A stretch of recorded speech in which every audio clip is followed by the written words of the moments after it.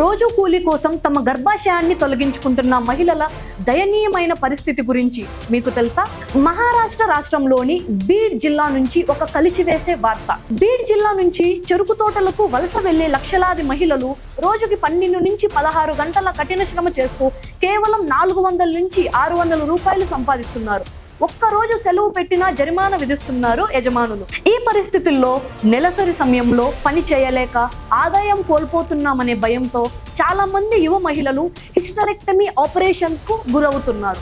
2019లో ఈ సమస్య అసెంబ్లీలో చర్చకు వచ్చింది. ప్రభుత్వం నియమించిన కమిటీ నిర్ధారించిన లెక్కల ప్రకారం 13,861 మంది మహిళలు హిస్టరెక్టమీ ఆపరేషన్ చేయించుకున్నారు.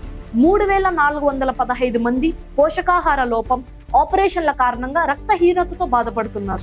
మరింత ఆందోళనకరమైన విషయం ఏమిటంటే ప్రైవేట్ క్లినిక్లు 20,000 నుంచి 35,000 రూపాయలకు అవసరమైన హిస్టరెక్టమీ ఆపరేషన్లు చేస్తున్నాయి. దీనివల్ల పేద మహిళలు అప్పుల పాలవుతూ ఆరోగ్య సమస్యలను ఎదుర్కొంటున్నారు. దీనికోసం ప్రభుత్వం తీసుకున్న చర్యలేమిటో చూద్దాం.